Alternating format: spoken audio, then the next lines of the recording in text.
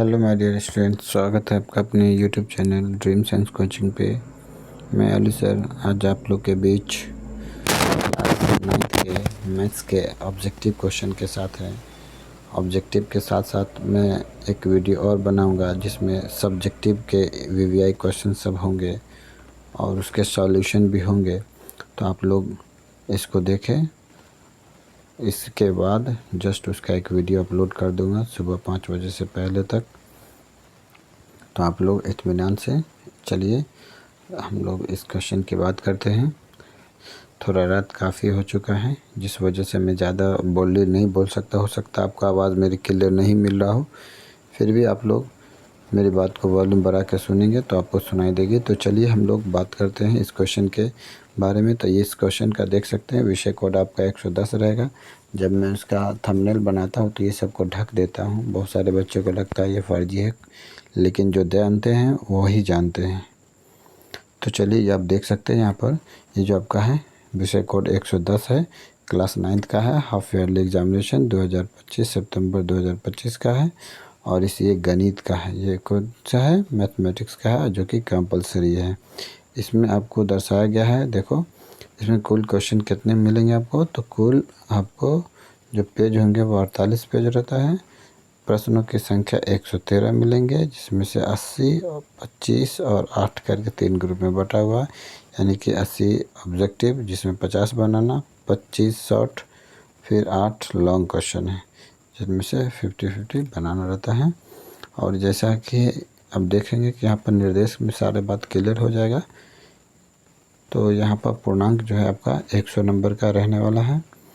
हम लोग आगे देखते हैं, ये परीक्षार्थियों के लिए निर्देश दिया गया है, इसे पढ़ना चाहिए, सभी विद्यार्थियों को पढ़ना चाहिए। आगे आप देख सकते हैं यहाँ पर इंस्ट्रक्शन दिया गया कि इस क्वेश्चन के अंतर्गत क्या है। तो चलिए हम लोग बगैर समय को बर्बाद करते हुए डायरेक्ट सीधे आते हैं क्वेश्चन की तरफ।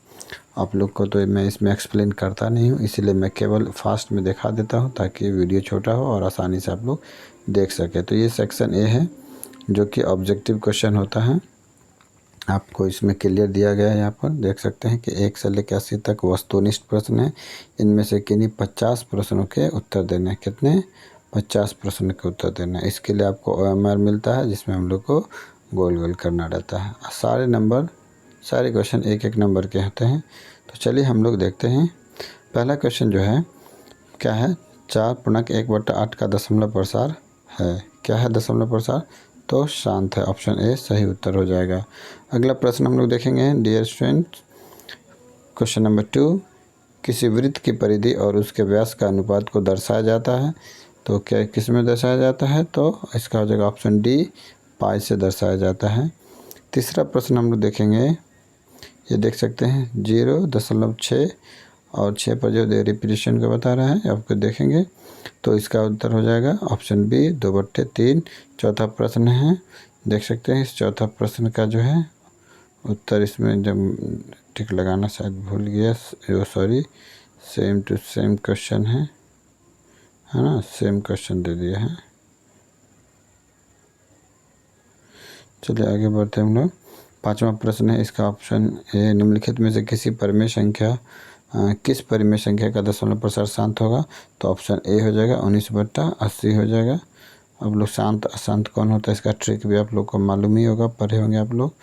आप लोग के बार क्वेश्चन देख लीजिए और सॉल्व अपने से कीजिएगा, प्रैक्टिस कीजिएगा, चीटिंग करने की कोशिश ना करें, ये अच्छी बात नहीं है। छठा प्रश्न है, आप देख सकते हैं ये प्रश्न आपका है और इसका जो उत्तर होगा वो ऑप्शन बी होगा। सातवां प्रश्न जो है आप यहाँ पर देख सकते हैं, पढ़ेंगे। सातवां प्रश्न जो है देख सकते हैं, जब x की पावर 3 - ax² + 2x - a को x - a से भाग दिया जाए तो शेषफल क्या मिलता है। तो ऑप्शन बी ए मिलता है। आठवां प्रश्न है आपके सामने, ये देखें। आठवां प्रश्न, मूल बिंदु के नियामक क्या है। तो ऑप्शन सी, नवकार्तीय तल में वो बिंदु जहां x अक्ष तथा y अक्ष परस्पर एक दूसरे को काटते हैं कहलाते हैं मूल बिंदु। Option B. 10वां प्रश्न है, बिंदु -3, 5 यानी XY कोटिभुज है ना, किस चतुर्थांश में स्थित है? तो ऑप्शन बी द्वितीय चतुर्थांश में। 11वां प्रश्न की तरफ हम लोग बढ़ेंगे। यदि दो रेखा एक ही रेखा के समानांतर हो तो उन दोनों रेखाओं को का संबंध होता है क्या? तो समांतर का संबंध होता है। अगला प्रश्न 12वां देख सकते हैं, ये पिक्चर डायग्राम के अकॉर्डिंग बनाने वाला है, तो इसका आंसर जो होगा 85 डिग्री होगा। अगला प्रश्न हम लोग देखेंगे 13वां प्रश्न है, आप आराम से पढ़ सकते हैं। इसका जो उत्तर हो जाएगा ऑप्शन बी संपूरक हो जाएगा। 14वां प्रश्न, त्रिभुज के तीनों कोनों का योगफल कितना होता है? तो ऑप्शन डी 180 डिग्री हो जाएगा। फिर आगे बढ़ते हैं हम लोग। 15वां प्रश्न है, समबाहु त्रिभुज के प्रत्येक कोण का मान कितना होता है? तो ऑप्शन सी 60 डिग्री। 16वां प्रश्न, एंगल ए बी सी में एंगल ए बी सी बराबर 90 डिग्री तथा ए बी बराबर बी सी, तो एंगल बी ए सी बराबर क्या हो जाएगा? तो ऑप्शन सी 45 डिग्री। 17वां प्रश्न है, त्रिभुज के तीनों कोनों का योगफल कितने समकोण के बराबर होता है? तो ऑप्शन बी हो जाएगा 2।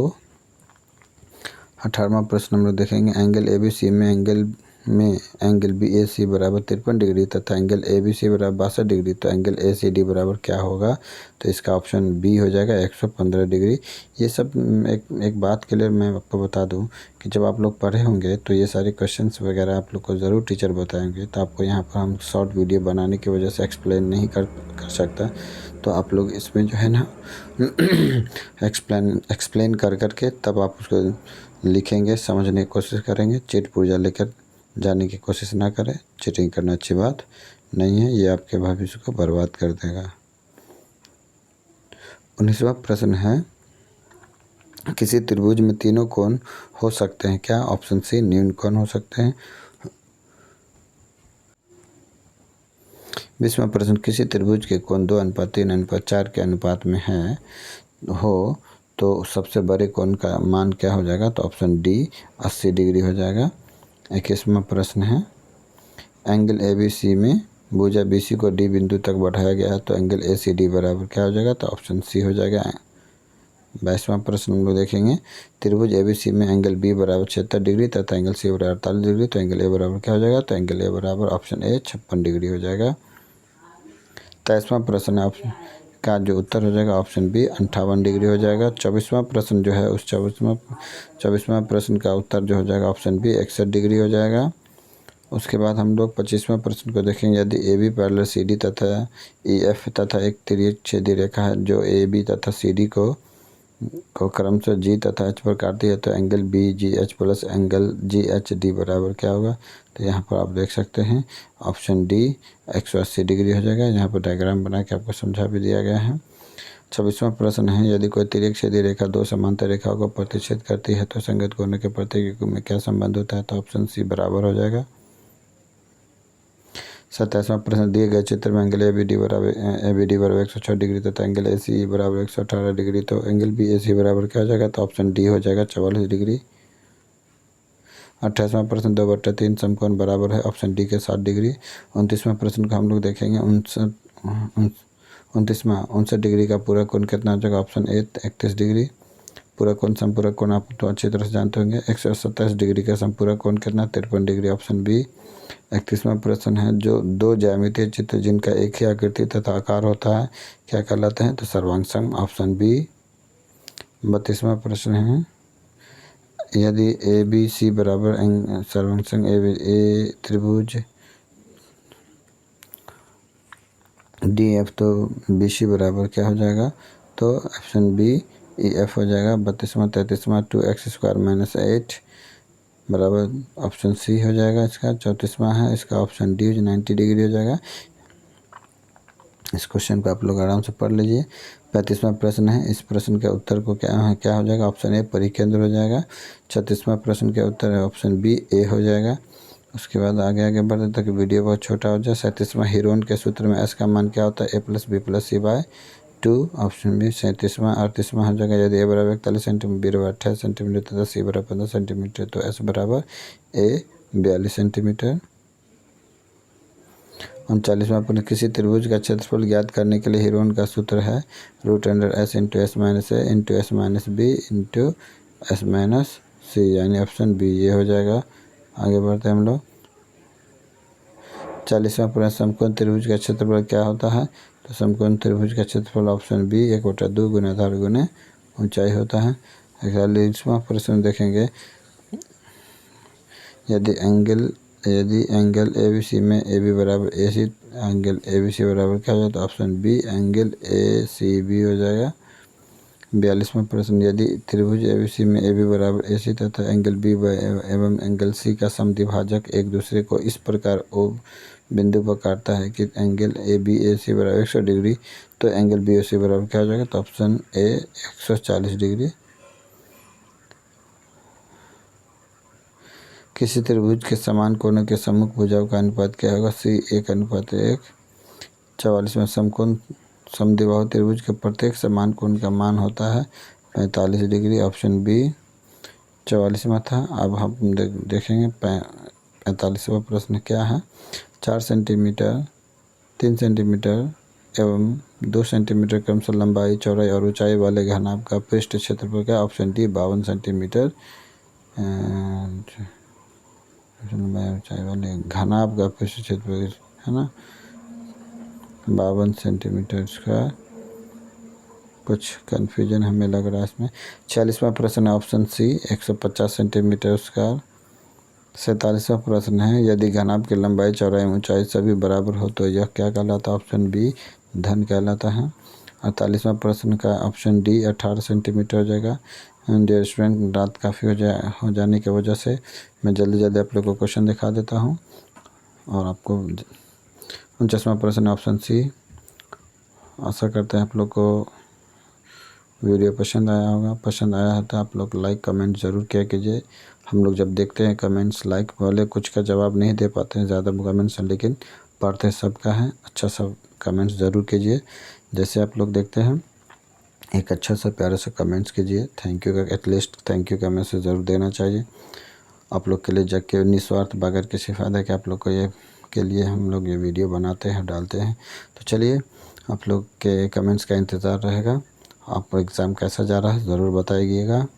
जब कि तो आप एग्ज़ाम ख़त्म हो जाएगा तो ज़रूर बताएंगे कि सबका एग्ज़ाम कैसा जा रहा है। 50वां प्रश्न चलिए हम लोग देखते हैं। इसका ऑप्शन सी हो जाएगा घनाभ हो जाएगा।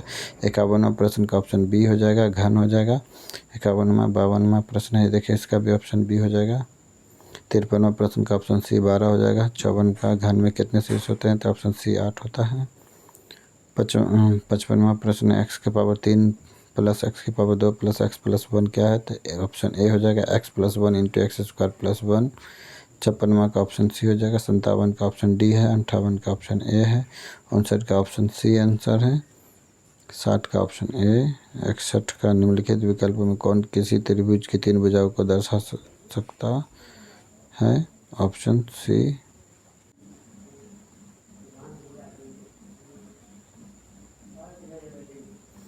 आप सबका आंसर देख सकते हैं। एक बार फास्ट में आप लोग को दिखा देते हैं। वैसे आप लोग को केवल 50 ही बनाना है, तो आप लोग इसमें से जो आपको आसान लगे उसको बना लेंगे। तो आपको फास्ट में इसको केवल क्वेश्चन दिखा देते हैं, उसका आंसर पे टिक लगा हुआ है। आप लोग जो है ना प्रैक्टिस करके, बार बार मैं बोलता हूँ एक क्वेश्चन का प्रैक्टिस करके जाए, चिट बना के नहीं जाना है। देख सकते हैं। और आप लोग जो भी, तो ये अब क्वेश्चन रहा।